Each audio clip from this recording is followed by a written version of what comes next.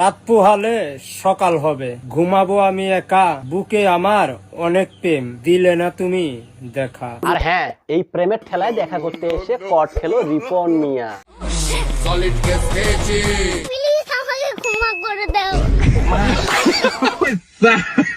2 দিনের দুনিয়ায় 3 দিনই দেখা লাগে রিপন মিয়ার কট খাওয়া। রিপনের নামে তো নালিশ, রিপন তো খারাপ হয়ে গেছে। আরে না মিয়া, তুমি খারাপ হও নাই, খারাপ তো হইছি আমরা, যারা তোমাকে ঠেলা দিয়ে উপরে উঠাইছি। আর তুমি সেই সুযোগ নিয়ে বারবার অন্যায় করে যাচ্ছ। তাই বাস্তব, আই লাভ ইউ। মন দিলাম।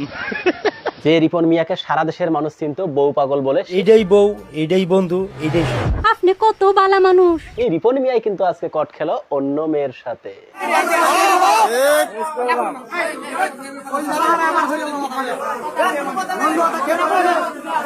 রিপন মিয়া নাকি তার পাশের গ্রামে জায়গা জমি কিনে সেখানে বাড়ি করেছে।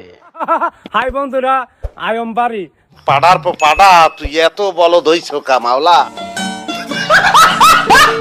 আর সেই গ্রামের 7ম শ্রেণী পড়ুয়া কোন মেয়ের সাথে নাকি তার প্রেম হয়েছে। আর সেই প্রেমের টানে দেখা করতে এসে অসামাজিক কার্যকলাপে লিপ্ত অবস্থায় কট খায় গ্রামবাসীর হাতে।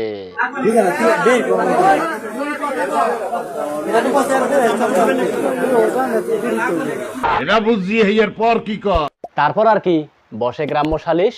বলেন কি? সালিশে রিপন মিয়াকে 5 লক্ষ টাকা জরিমানা করা হয়। প্লিজ আমাকে ক্ষমা করে দাও। সালিশে উপস্থিত গ্রামবাসীদের পা জড়িয়ে ধরেও শেষ রক্ষা হয়নি রিপন মিয়ার।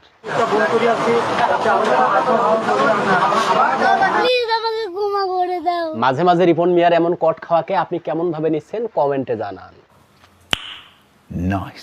ঠিক আছে ঠিক আছে। আর হ্যাঁ, যারা এখনো চ্যানেলটি সাবস্ক্রাইব করেননি, এরকম ভিডিও পেতে হলে তাড়াতাড়ি চ্যানেলটা সাবস্ক্রাইব করুন।